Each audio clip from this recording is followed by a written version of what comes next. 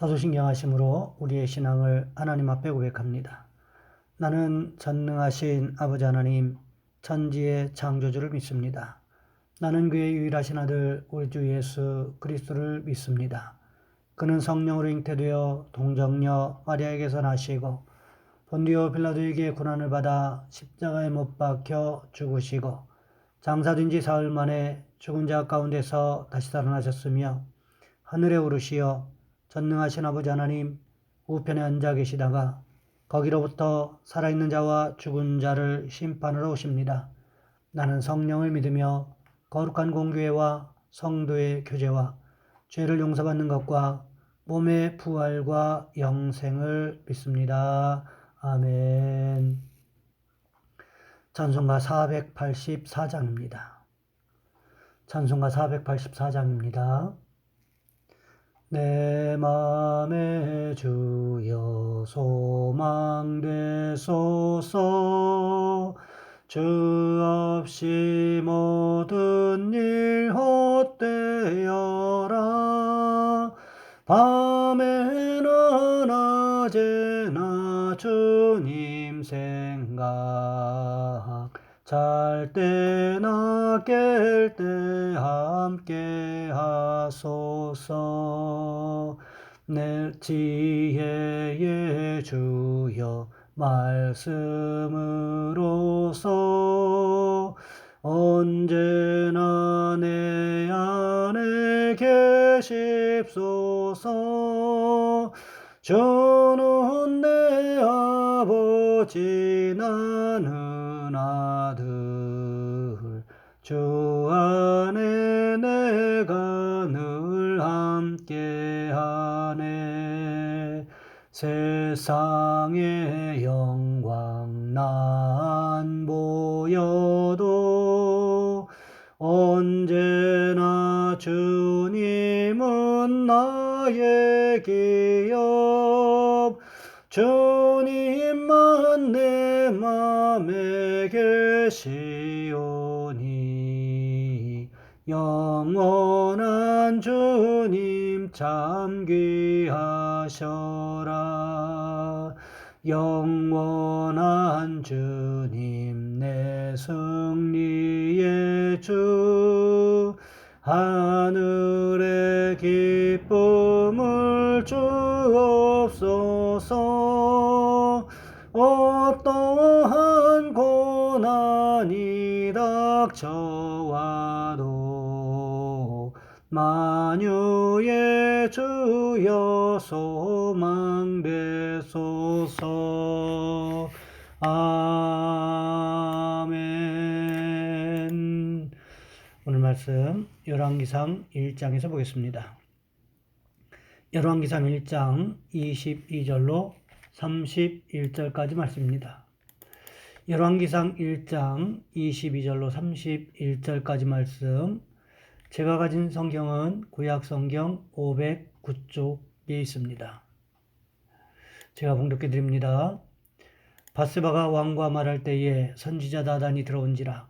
어떤 사람이 왕께 말하 이르되 선지자 나단이 여기 있나이다 하니, 그가 왕 앞에 들어와서 얼굴을 대고 땅에 대고 왕께 절하고 이르되, 내 주 왕께서 이르시기를 아도니아가 나를 이어 왕이 되어 내 왕위에 앉으리라 하셨나이까. 그가 오늘 내려가서 숫소와 살찐 송아지와 양을 많이 잡고 왕의 모든 아들과 군사령관들과 제사장 아비아다를 청하였는데, 그들이 아도니아 앞에서 먹고 마시며 아도니아 왕은 만세수를 아옵소서 하였나이다.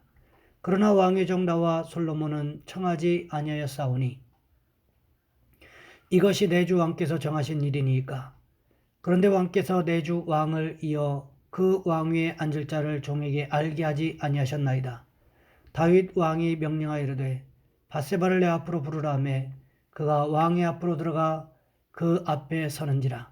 왕이 이르되 내 생명을 모든 환난에서 구원하신 여호와께서 살아계심을 두고 맹세하노라. 내가 이전에 이스라엘의 하나님 여호와를 가리켜 내게 맹세하여 이르기를 내 아들 솔로몬이 반드시 나를 이어 왕이 되고 나를 대신하여 내 왕위에 앉으리라 하였으니 내가 오늘 그대로 행하리라. 밧세바가 얼굴을 땅에 대고 절하며 내 주 다윗 왕은 만세수를 하옵소서. 아니라. 아멘. 오늘 본문의 말씀을 가지고 다윗의 결심이라는 제목으로 함께 말씀을 살펴보겠습니다. 예전에 여인천하라는 드라마가 방송된 적이 있었습니다. 궁중은 뇌물 사건으로 벌집을 쏘신 듯 난리가 났습니다. 대신들 중 하나도 뇌물에 연루되지 않은 사람이 없었습니다. 중종은 뇌물 받은 대신들을 모조리 숙청하기로 결심합니다. 그러나 중전은 모든 대신들의 비리를 덮어주고 그들을 용서하는 것이 종묘사직을 이어가도록 하는 것이며 왕에게 충성을 다하도록 하는 것이라고 간언합니다. 왕은 중전의 아량과 지혜를 고맙게 여겨 네, 그렇게 하리이다 라며 마음을 바꿉니다. 드디어 대신들이 왕 앞에 무릎을 꿇고 처분을 기다리고 있었습니다.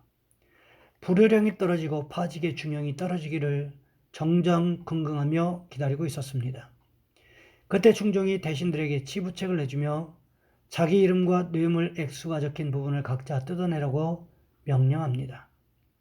대신들은 떨리는 손으로 자기에게 해당된 부분을 뜯어냅니다. 다 뜯고 남은 책을 되돌려받은 중종은 책을 불로 태워버리라고 말합니다. 짐은 이 책을 본 일도 없고 아는 바도 없노라. 경들도 자기가 뜯어낸 종이를 불에 태워버리도록 하라. 왕의 용서가 떨어진 순간입니다. 그 다음 장면이 중요합니다. 엉엉 소리내어 울면서 받은 바 용서가 감격하여 성은이 망극하여이다를 외치는 대신이 있는가 하면 야릇한 미소를 지으며 잘됐다. 죄가 없어졌으니 중전을 내치는 일을 서둘러야지. 이런 표정으로 눈을 내리뜨는 대신들도 있었다는 것입니다. 저는 그 장면을 지켜보며 은혜를 모르는 자의 뱃속에는 어떤 괴물이 들어있는가 보다 생각했습니다. 오늘 본문에도 마찬가지라는 거지요. 다윗이 아도니아에게 단 한 번도 섭섭하게 하지 않았다고 해서 아도니아가 모든 것을 다 잘해서 그렇게 했겠습니까? 그렇지만도 않았을 것입니다. 다윗이 아도니아를 향해서 그만큼 참아주었기 때문에 가능한 일이었을 것입니다. 그런데 아도니아는 그런 다윗의 은혜도 모른 채 오히려 왕권을 차지하기 위해서 달려들고 있었다는 거지요. 나단의 지혜로 인하여 밧세바가 다윗에게 아도니아의 일을 잘 이야기합니다. 사실 다윗이 아무것도 모른 채 죽었으면 아도니아의 손에 왕권이 들어가는 것은 자동적으로 일어날 일이었습니다. 어쩌면 반쯤은 이미 아도니아의 손에 왕권이 들어갔다고 봐도 무방할 정도였을 것입니다. 다윗은 밧세바의 이야기를 듣고는 이것이 사실인가 아닌가 믿어야 되나 말아야 되나를 고민하고 있었을 것입니다. 그때 누가 들어옵니까? 바로 나단 선지자가 들어왔다는 거지요. 나단이 밧세바가 했던 이야기를 또다시 확증해주고 있습니다. 오늘 본문 24절과 25절 말씀해 보시면 이렇게 기록하고 있습니다. 이르되 내 주 왕께서 이르시기를 아도니아가 나를 이어 왕이 되어 내 왕위에 앉으리라 하셨나이까. 그가 오늘 내려가서 수소와 살찐 송아지와 양을 많이 잡고 왕의 모든 아들과 군사령관들과 제사장 아비아다를 청하였는데 그들이 아도니아 앞에서 먹고 마시며 아도니아 왕은 만세수를 하옵소서 하였나이다. 다윗이 밧세바의 이야기만 들었을 때는 무슨 생각을 했을까요? 아도니아가 무슨 일을 하기는 한 것 같은데 그것을 가지고 밧세바가 너무 호들갑 떠는 것 아닌가 그런 생각을 했을 수도 있습니다. 하지만 나단이 들어와서 밧세바가 했던 말들이 사실이라는 것을 다시 확인해주고 있다는 거지요. 그러기에 이 사건이 얼마나 심각한 일인가 하는 것을 다윗이 비로소 깨닫게 되었다는 것입니다. 다윗은 몸이 노쇠하기는 했지만 정신적으로는 전혀 흐려지지 않았던 것을 보게 됩니다. 이것이 이스라엘과 솔로몬을 위해서 얼마나 다행이었는지 모릅니다. 하마터면 이스라엘이 아도니아와 요압과 아비아달에게 도둑맞을 뻔했기 때문이었습니다. 다윗은 자식들을 많이 사랑했던 것 같습니다. 큰아들 암논이 그렇게 비명 행사하고 둘째 아들 압살롬마저 요압의 손에 죽고 난 다음에 얼마나 상심이 컸겠습니까? 그러다 보니까 자연스럽게 자식들을 향해서 더 많은 사랑을 나누어 주기 위해서 노력했던 것 같습니다. 그래서 그랬는지 아도니아에게 한 번도 안 된다고 혼내거나 야단친 적이 없었다는 거지요. 그런데 어떻습니까?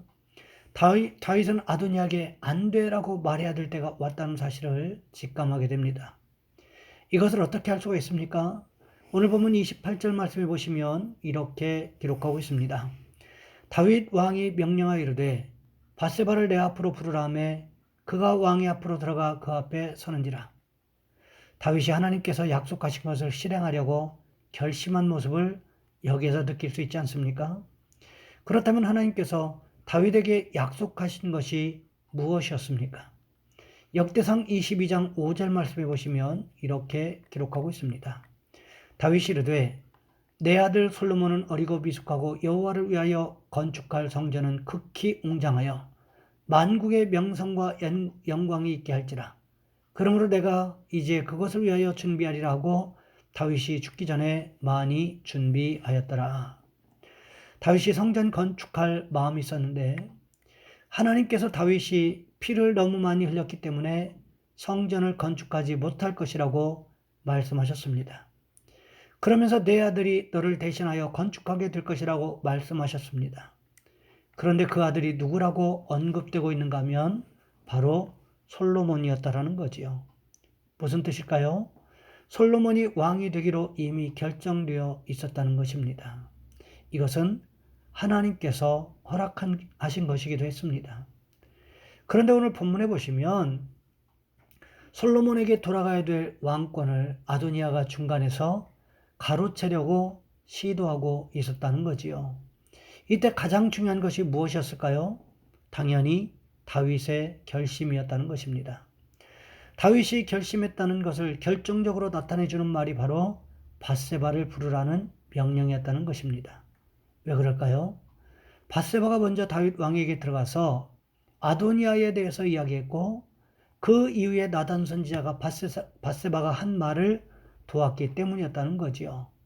여러분 그렇습니다. 다윗의 결심에는 이렇게 돕는 사람들이 있었다는 거지요. 성경에도 보시면 어떠한 역사도 혼자서 모두 감당한 법은 없습니다. 느헤미야를 보시기 바랍니다. 느헤미야가 예루살렘에 돌아와서 예루살렘 성이 무너지고 성문이 불에 탄 것을 자기 두 눈으로 직접 확인했습니다. 그리고 나서 한 일이 무엇이었습니까?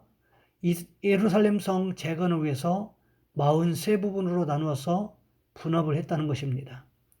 서로 자기 집 문 앞쪽에서 그리고 자기들이 관심이 있는 곳에서 자기 직업과 관련이 있는 곳에서 이렇게 일을 나누어 시작하게 되었다라는 거지요.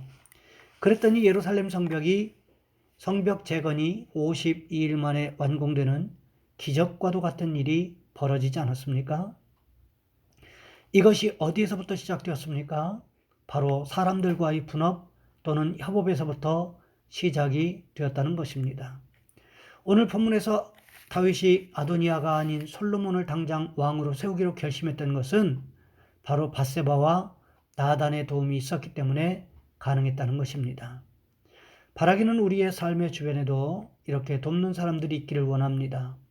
신앙생활에서도 돕는 사람이 있는 것이 중요하고 세상 삶에서도 돕는 사람이 있는 것이 중요합니다. 돕는 손길이 많은 사람은 풍성한 삶을 영위해 나갈 수가 있다는 거지요. 그러니 돕는 손길은 많으면 많을수록 좋다는 것입니다. 왜요? 오늘 본문의 다윗처럼 현재 상황을 파악하고 결심을 빠르게 실천하게 만들기도 하기 때문에 그렇습니다. 바라기는 우리에게도 이런 돕는 손길들이 풍성해지는 축복이 있으시기를 주님의 이름으로 부탁을 드립니다. 이 시간 우리 한 목소리 함께 기도하겠습니다. 하나님, 우리가 하나님의 일을 할 때에도 또 우리 자신의 일을 할 때에도 오늘 다윗의 결심을 도왔던 밧세바와 나단처럼 우리에게 돕는 손길들이 풍성해지게 도와주옵소서. 하나님 특별히 주일인데 예배하는 모든 과정들, 준비하는 모든 과정들을 주님 도와주시고 오늘 드려지는 예배를 통해서 은혜가 풍성한 시간 되게 도와주옵소서. 이 시간 우리 한 목소리로 함께 기도하겠습니다. 주여, 사랑의 하나님, 우리를 도와주시기를 원합니다.